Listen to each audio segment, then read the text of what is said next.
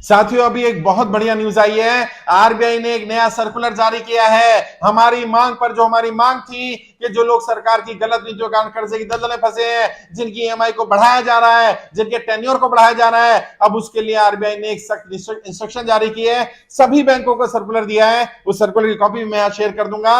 हम सबकी कर्जे के कारण परेशान लोगों की बहुत बड़ी जीत है। लगातार आरबीआई इस तरह के निर्णय ले रहा है जो कर्जदारों के पक्ष में है। यह भी एक बड़ा निर्णय लिया गया।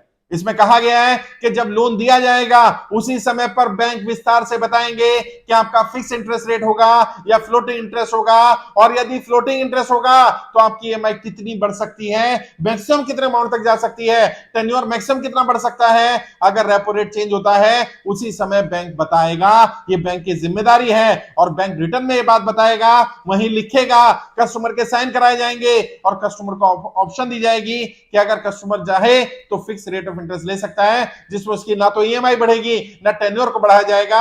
अगर वो चाहे तो वो ऑप्शन ले सकता है। और जिसने भी लोन लिया हुआ है उन्हें भी बैंक बताएगा, अगर ईएमआई को बढ़ाना है, ईएमआई के अमाउंट को बढ़ाना है, टेन्योर को बढ़ाना है, ड्यूरेशन को बढ़ाना है, कुछ भी चेंज करना होगा तो कस्टमर को पहले प्रेयर नोटिस दिया जाएगा और उस नोटिस में कस्टमर की कंसेंट लेनी पड़ेगी। उसे बताना पड़ेगा कि आपका इंटरेस्ट रेट बढ़ गया है, कितना बढ़ा है, ईएमआई पर कितना असर पड़ने वाला है, हर महीने की मंथली ईएमआई कितनी बढ़ने वाली है, कितनी ज्यादा ईएमआई देनी होंगी आपको, टेन्योर कितना बढ़ने वाला है। ये सब ब्लैक एंड व्हाइट में क्लियर करना होगा। बैंक अपनी मनमर्जी नहीं चला सकते, कस्टमर को सामने रखना पड़ेगा, कस्टमर फ्रेंडली बनाना पड़ेगा। और साथ ही साथ कस्टमर अगर चाहे तो अपना टेन्योर को कम करा सकता है, टेन्योर को बढ़ा सकता है, ईएमआई को कम करा सकता है, ईएमआई को बढ़वा सकता है। लोन के दौरान ये भी फैसिलिटी कस्टमर को देनी पड़ेगी। ये कस्टमर का अधिकार है। मैंने पहले भी कहा था, आरबीआई ने पहले भी ये बात जारी की थी। आरबीआई की गाइडलाइंस है 2 बार व्यक्ति अपना लोन रिस्ट्रक्चर करा सकता है, लेकिन बैंक की फैसिलिटी नहीं दे रहे थे। अब आरबीआई ने नया सर्कुलर जारी कर दिया है। सर्कुलर की कॉपी मैं यहां शेयर कर दूंगा। बिल्कुल घबराना नहीं, डरना नहीं, परेशान नहीं होना। आपने लोन लिया, कर्जा लिया, आपने कोई अपराध नहीं कर दिया। भारत के संविधान के हिसाब से ना तो कर्जा लेना अपराध है, और यदि आप समय पर कर्जा नहीं चुका पा रहे यह भी कोई अपराध नहीं है। अपने आप को अपराधी मत मानिए, अपने आप को दोष मत दीजिए। अब आरबीआई हमारी मदद कर रहा है, वित्त मंत्रालय भी हमारी मदद करेगा, मेरा पूरा विश्वास है प्रधानमंत्री कार्यालय हमारी मदद करेगा, मेरा पूरा भरोसा है सुप्रीम कोर्ट भी हमारे पक्ष में निर्णय लेगा, क्योंकि हमारी मांग जायज है, हमारी नाजायज मांग नहीं है। आप कर्जा नहीं चुका पा रहे, आपकी ईएमआई बढ़ गई। अभी एक व्यक्ति आए, उन्होंने बताया 16,000 रुपए महीना इनकम है और 26,000 रुपए ईएमआई कर दी गई है, मैं कहां से ईएमआई भरूंगा, मुझे ईएमआई के लिए भी लोगों से पैसे लेने पड़ रहे हैं, अपने बच्चों के पेट काट के कैसे कैसे करके मैं ईएमआई भर रहा हूं, और अपने खर्चे के लिए भी दूसरों पर निर्भर हूं, कर्जा चुकाने के लिए और कर्जा लेना पड़ रहा है, और यही कर्जे की दलदल है। इस दलदल में फंसता चला जा रहा हूं।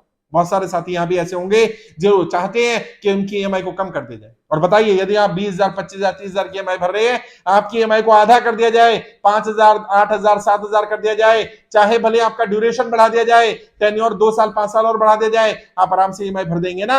यही तो फैसिलिटी चाहिए। जब आप अमीरों को ये सुविधाएं दे सकते हैं, जब आप बड़े बड़े उद्योगपतियों को राहत दे सकते हैं, उनका लोन अंडरराइट कर सकते हैं, राइट ऑफ कर सकते हैं, हेयर कट कर सकते हैं, आम इंसान को भी राहत दे दो। उसने क्या बुरा किया है आपका, उसकी ईएमआई को कम कर दो जितना वो ईएमआई अफोर्ड कर सकता है। और आरबीआई ने बोला है कि जब आप उसकी ईएमआई बनाएंगे लोन देते समय, उस समय ही उसकी स्थिति चेक करेंगे, उसकी अर्निंग क्या है, इनकम क्या है, नौकरी करता है, बिजनेस करता है, कितनी इनकम है, कितनी ईएमआई तक बढ़ जाए तो वो अफोर्ड कर सकता है। जहां तक वो मैक्सिमम बोले उससे कम ही ईएमआई रखनी है। अगर आप फिक्स इंटरेस्ट रख रहे हैं तब भी, और अगर आप फ्लोटिंग इंटरेस्ट रख रहे हैं तो काफी गैप रखना है, ताकि अगर जब ईएमआई का अमाउंट बढ़ जाए तो व्यक्ति आराम से अफोर्ड कर पाए, व्यक्ति को दिक्कत ना आए, व्यक्ति डिफॉल्ट ना करे।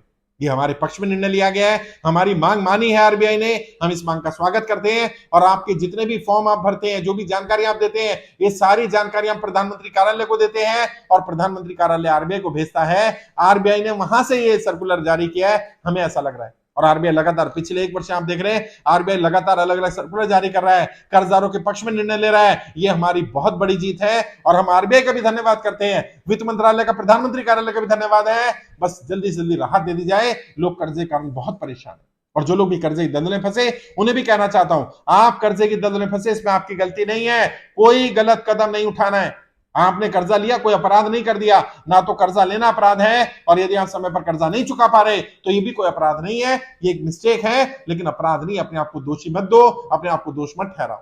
अपना फॉर्म भरो, अगर फॉर्म भर दिया है तो ज्यादा लोगों से फॉर्म भरवाओ, गूगल पे सर्च करो कर्जमुक्त भारत अभियान, हमारी पूरी जानकारी मिल जाएगी। कोई गलत कदम नहीं उठाना, कम से कम 100 लोगों को इकट्ठा करो।